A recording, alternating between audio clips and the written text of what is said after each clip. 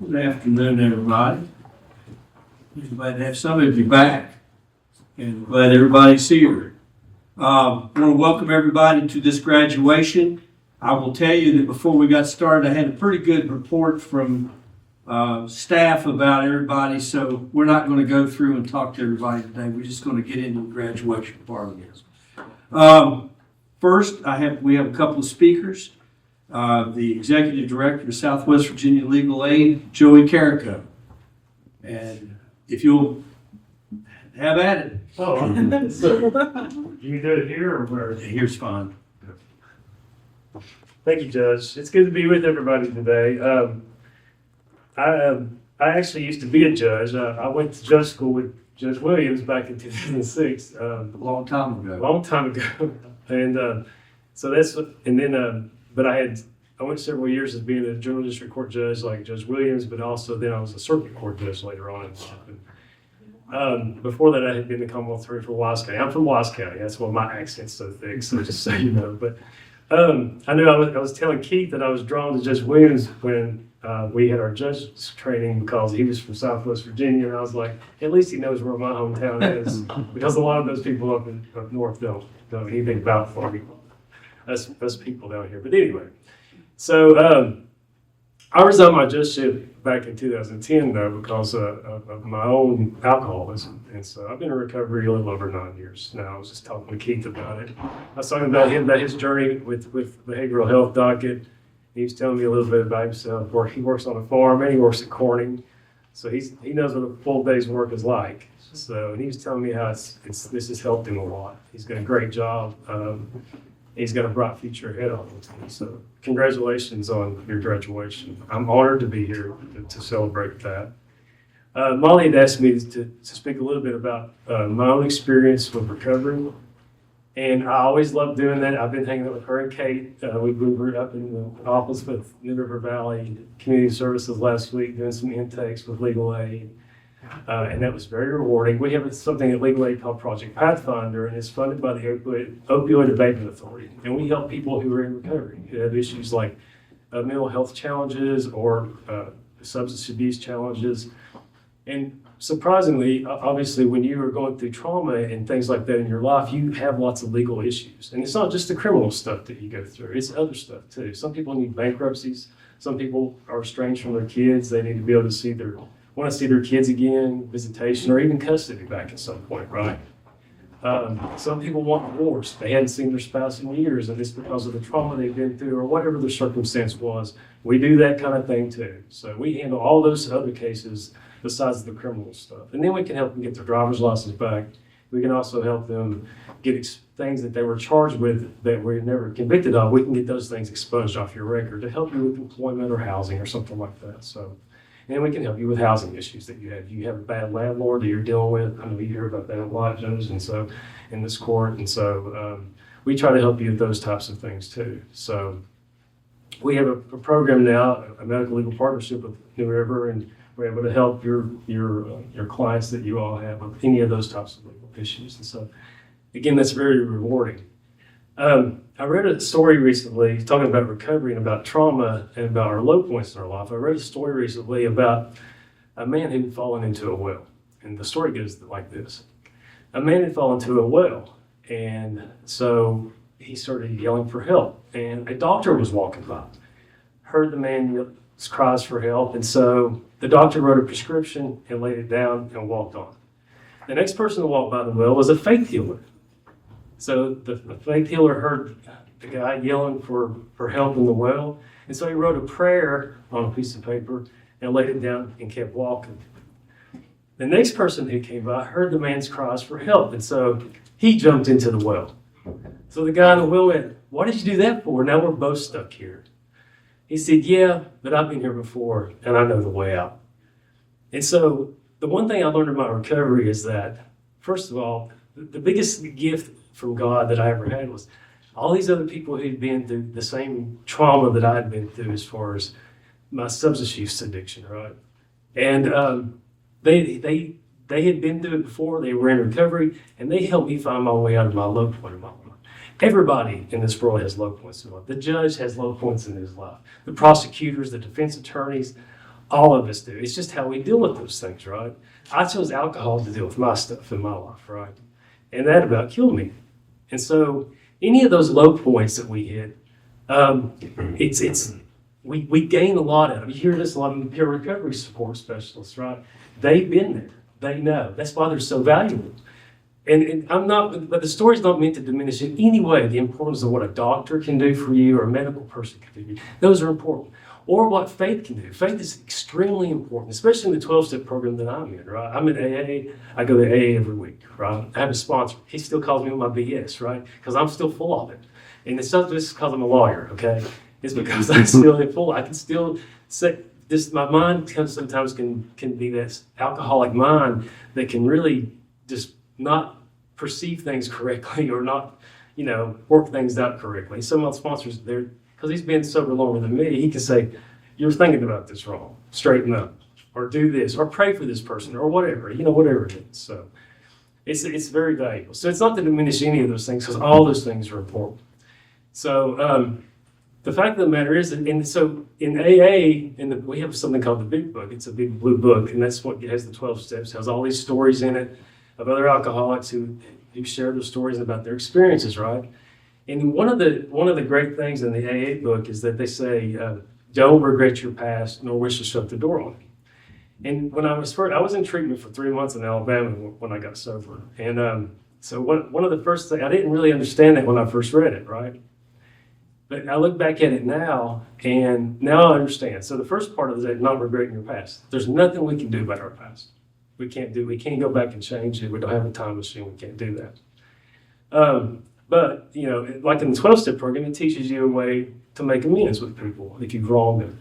And in some cases, you can't make amends to certain people, right? But you can do living amends where you're just doing the next right thing every day, right? And you have that chance to do the same thing as you graduate from here today. I know you're going to miss everybody. You're going to come up here every day, ain't you? You're going to miss whatever. You have plenty to do, I know. But then the next part is like not wishing to shut the door on your past, right? And I never understood that until later. And the part of that speaks to me is that I have an experience nobody else has, right? It's about giving back to other people who are facing some trauma or some situations like I had, right? I can talk to them about what happened to me. I know my experience. And maybe, just maybe, that can be useful or helpful to them, right? You can do the same thing with what your experience has been. You can be the man who jumps into the well, right? And help somebody else out. Because, again, we all have our issues, right? We all have, and you probably know some. You may be in the docket with several people. You've talked to them about their own issues, right? You've heard a lot of stories. I know you have, just from being in this environment. I'm on the recovery court team in Wise County, so I've seen a lot of people come through, and a lot of them have amazing stories and some significant trauma in their life. And you really realize and get the full picture of what people have been through and what it takes for them to actually, get back on the right track in life. And just some amazing, wonderful stories like that. So I'm very pleased to be part of this today with you. I congratulate you. I'm praying for you, man. And I wish you the best. I want to leave you with an Irish proverb that I read recently. It says, "In the shelter of each other, the people survive," right? It goes back to it's about community. It's about helping one another when we need it. I hear that a lot from the counselors and stuff, right? Community, connections, all of that matters. I've been hearing that since I've been plugged into the recovery course. Like, it's all about that. That's what the CSBs are teaching. So it's a big deal. So just remember that. And again, I'm praying for you. Thank you for letting me be here today. Thank you, my friend, for sharing that. It's something to listen to. Things can happen to anybody. And appreciate that very much. Thank you.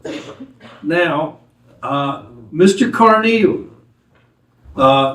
James is a graduate of this docket, and he's come back today to say a couple words to us. And it's good to have you.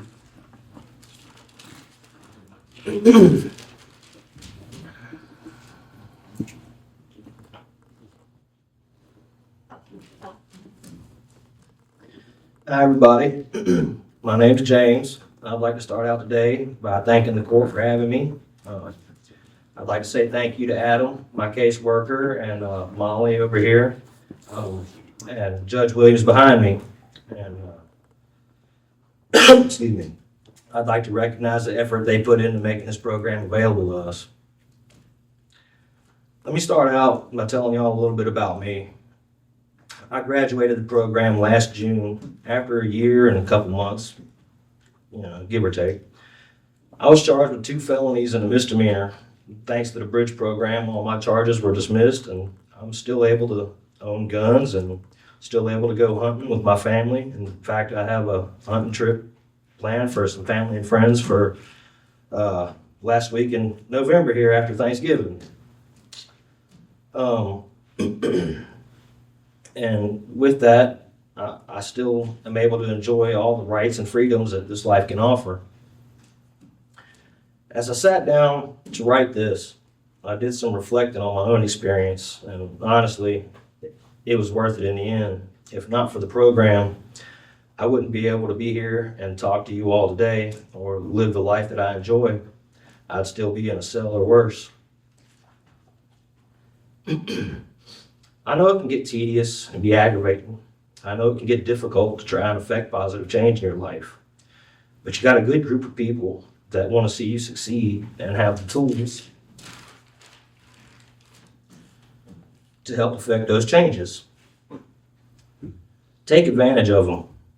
I don't know your stories. You may have experienced some trauma or addiction or any other number of reasons to land you in trouble. Maybe you just need a helping hand or a friendly ear. Or if you need more, like myself, Adam, my caseworker, helped me to fill out resumes, got me a primary care physician when I hadn't seen a doctor in years, got me to a therapist to talk about my issues, still a work in progress, but we grow every day. I know they've helped me, and I know they can help you.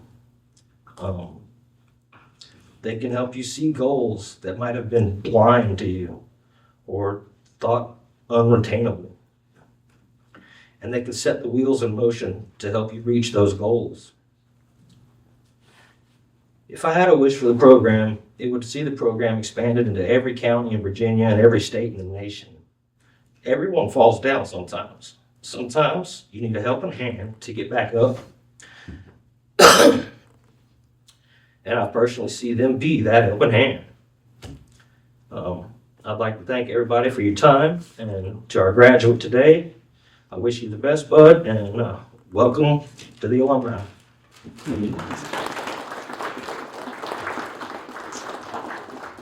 Modified the program a little bit to try to make a point, which I'm getting ready to do. I want the treatment team to stand up. Everybody gets involved in the treatment part of this, part of Keith's team, before we get to Keith. Everybody, get up. Rest of you get up too. Mark, that counts the attorneys and everybody. Sherry. This is the recovery team, okay? This is a behavioral docket team. It's part of Keith's team. We'll talk about that. But every one of you in here have them on your side. You know that. It starts up here and it goes through them. And it's because of them we're able to do this. They're the ones that do the work. I get to sit up here and take credit for everything and all that part of it. But the truth of the matter is, these are the people that do the work and share their time with you and make this a better program. So I want to give them a round of applause today, too. Molly, I think you have something you want to do. I do. Mr. Kesling began behavioral health docket June 13th, 2024, and as of today is officially our newest graduate. Would you like to come get a certificate?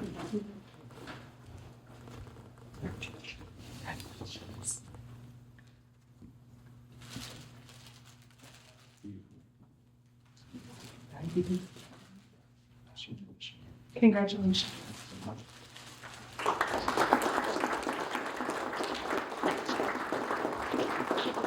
Don't go over, it's your turn. You can set it down. And here's our newest graduate, Jonathan Keith Kesling. And congratulations.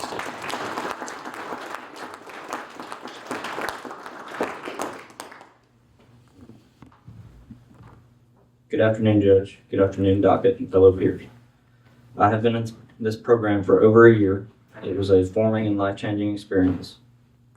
Thank you to both judges of the docket for always treating me like I belonged here and with respect. Thank you to Mr. Fred Kellerman for getting me here and helping me through the darkest times of my life. Thank you to Travis, Adam, Melanie, Molly, and everyone in the NRDCS team for putting in this hard work and making this an easier and better experience. Thank you to my parents, family, and the love of my life for always being there and supporting me, keeping me sane, and helping me grow. Since being in this program, I have experienced pain, joy, love, and loss, and because of this, I have learned to trust the system and stay well-grounded, keeping appointments and staying on time, while having my head on straight. This program has helped shape me into the man I am today.